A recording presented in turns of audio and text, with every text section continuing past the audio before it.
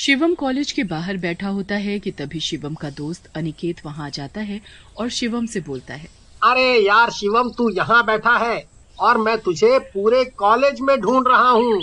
वैसे तू कॉलेज के बाहर बैठकर ये फोन में कर क्या रहा है? अरे यार, ऑनलाइन ट्रेन की टिकट बुक कर रहा हूँ। वो क्या है कि इस महीने मेरी बहन की शादी है, तो गांव से माँ का फोन आया था कि शादी का बहुत काम है, इसीलिए कॉलेज से छुट्टी लेकर मैं जल्द से जल्द गांव आ जाऊं। अरे वाह, तो तू अकेले अकेले गांव जाने की सोच रहा है? भाई देख, मैं भी तेरे साथ गांव चलूंगा। क्या पता मुझे भी कोई गांव की गोरी मिल जाए। तभी वहां अनिकेत और शिवम की दोस्त निधि और प्रिया आ जाती हैं। क्या बात है, ये दोनों में कहाँ जाने की बात चल रही है? गांव में शिवम की बहन की शादी है, तो मैं भी ट्रेन से उसके साथ गांव जा रहा हूँ। वाह, गांव की शादी में तो बहुत मजा आता है ना यार, हमें भी ले चलो ना अपने साथ। पता है मैं कभी ट्रेन में नहीं बैठी। मैं तो ले चलूंगा, पर तुम्हारे घर वाले? तुम बस ट्रेन की टिकट बुक करो, घर वालों से हम बात कर लेंगे। यार पर मेरी मम्मी जाने के लिए कभी हाँ नहीं करेंगी। वो तू मुझ पर छोड़ दे, उन्हें मैं मना लूंगी। फिर शिवम सभी की ऑनलाइन ट्रेन की टिकट बुक कर देता है। एक हफ्ते बाद चारों दोस्त ट्रेन में बैठकर गांव के लिए निकलते हैं। यार सच में ट्रेन में सफर करने में तो बहुत मजा आ रहा है। हाँ अभी तो मजा आ रहा है, पर कुछ देर में देखना निधि बोर होकर एक कोने में बैठी मिलेगी। प्रिया की बात सुनकर सभी जोर जोर से हंसने लगते हैं। ऐसे ही बातें करते हुए सुबह से दोपहर हो जाती है और दोपहर से शाम। अब सभी थक कर अपनी अपनी सीट पर चुपचाप बैठे थे कि तभी शिवम बोलता है। क्या हुआ? सबकी बोलती क्यों बंद हो गई? लगता है सभी बोर हो रहे हो। मेरे पास एक गेम है, चलो चारों मिलकर खेलते हैं। बात तो सही है। वो गेम है कौन सा? भूतों को बुलाने का गेम।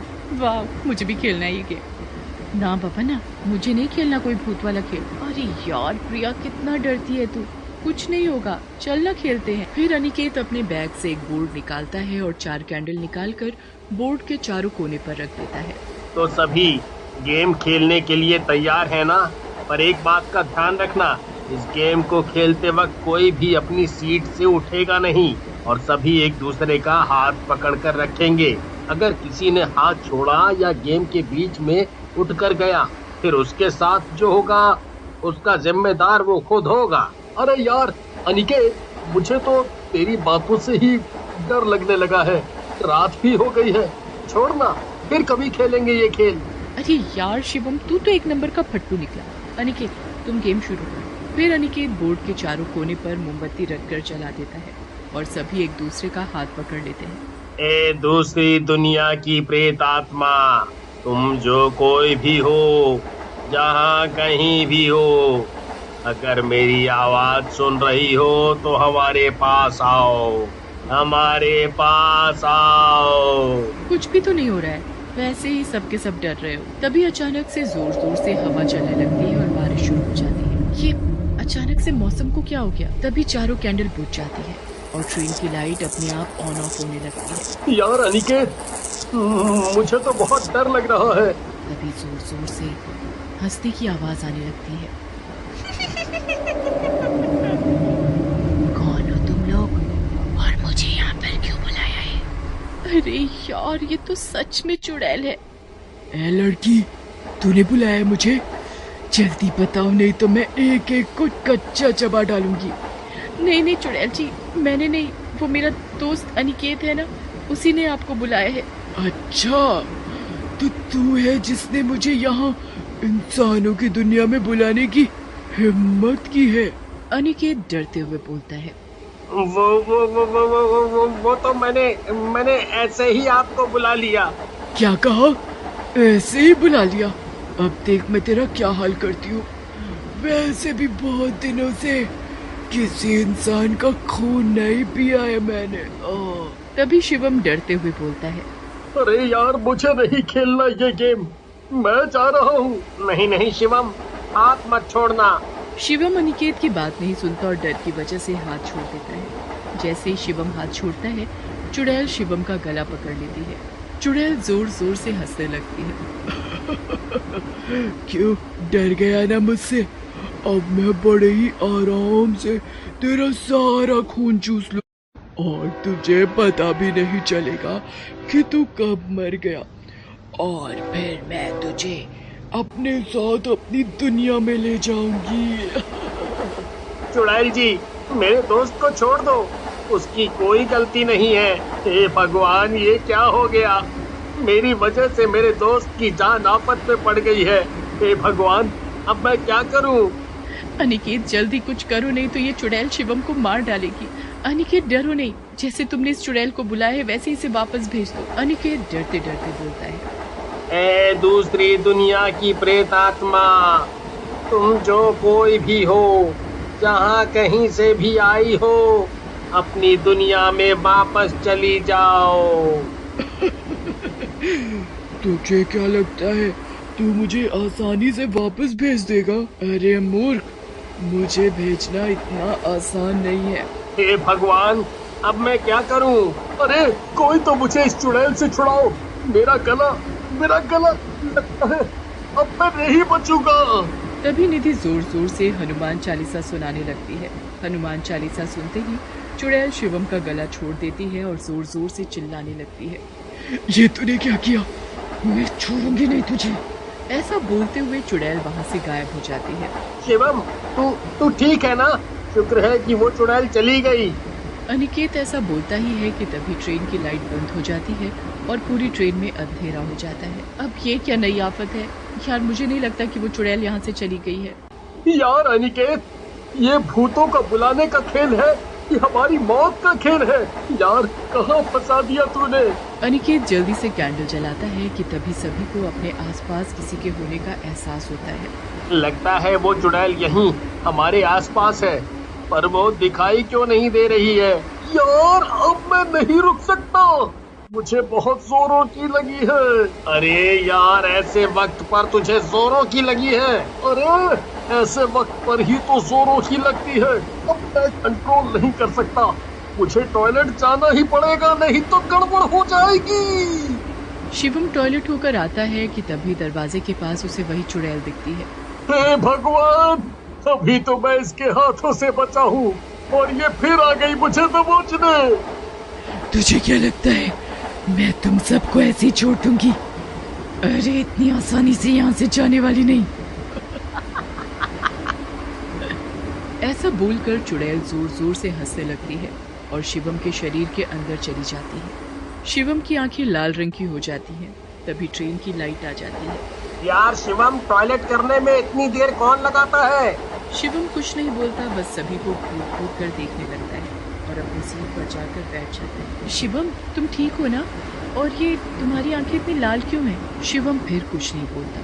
ये देखकर सभी को बहुत अजीब लगता है। प्रिया और निधि अपनी सीट से उठकर अनिकेत के पास जाते हैं और धीरे से अनिकेत से बोलते हैं। अनिकेत, लगता है वो चुड़ैल शिवम के शरीर में चली गई है। हाँ, मुझे भी यही लगता है, पर हम अब क्या करें?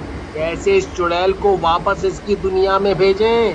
अरे निधि, तू तो बहुत हॉरर मूवी देखती है ना, तो तू ही कुछ कर इस चुड़ैल का। ठीक है, पर मैं जैसा कहूँ वैसा ही करना, शायद कुछ काम बन जाए। ठीक है, तो बताओ क्या करना होगा हमें? जैसे हमने ये गेम शुरू किया था, बिल्कुल वैसे ही फिर से करना होगा। हम सभी एक दूसरे का हाथ पकड़कर चुड़ैल को वापस भेजने वाला मंत्र बोलेंगे और मंत्र बोलने के बाद हम सभी हनुमान चालीसा बोलेंगे। और शिवम का क्या, उसके शरीर में तो चुड़ैल है, कुछ भी करके हमें शिवम का हाथ पकड़ना ही होगा। फिर सभी वैसे ही करते हैं। अनिकेत बोर्ड के चारों कोने पर जलती हुई कैंडल रखता है और सभी एक दूसरे का हाथ पकड़ते हैं, पर शिवम ऐसा करने से मना करता है। तो निधि अपने गले से हनुमान जी का लॉकेट उतारकर शिवम के गले में पहना देती है और कसकर शिवम का हाथ पकड़ लेती है। फिर अनिकेत, प्रिया, निधि चुड़ैल को वापस भेजने का मंत्र बोलते हैं। ए दूसरी दुनिया की प्रेत आत्मा, तुम जो कोई भी हो, जहाँ कहीं भी हो, अपनी दुनिया में वापस जाओ। और फिर तीनों जोर जोर से हनुमान चालीसा बोलना शुरू करते हैं। हनुमान चालीसा सुनते ही चुड़ैल जोर जोर से चिल्लाने लगती है और शिवम के शरीर से निकलकर अपनी दुनिया में वापस चली जाती है। निधि, यार तेरा बहुत बहुत धन्यवाद। आज तूने हम सबको मरने से बचा लिया।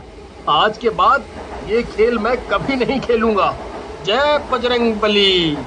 फिर सभी राहत की सांस लेते हैं और बजरंग बली जी का धन्यवाद करते हैं।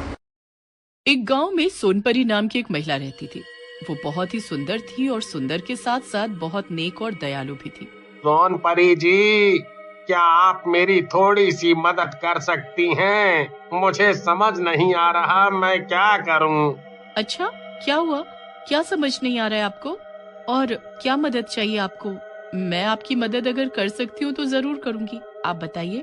सोनपरी जी, मेरी बेटी की शादी के लिए कुछ पैसे चाहिए।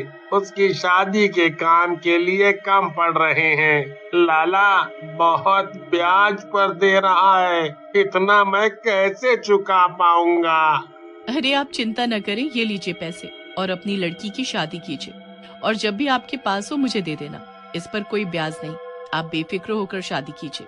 धन्यवाद। मैं आपको बता नहीं सकता आपने कितना बड़ा उपकार किया है मुझ पे। मैं आपको ये पैसे जल्दी ही लौटा दूंगा। आप उसकी चिंता न करें। आप जाकर बेटी की शादी संभालें। सोनपरी मदद करने से कभी पीछे नहीं हटती थी और लोगों की भरपूर मदद किया करती थी। पर वो एक चीज में गांव वालों की मदद नहीं कर पा रही थी। उस गांव में नदी पर लोगों की आए दिन लाश मिला करती थी। ये हमारे गांव में हो क्या रहा है?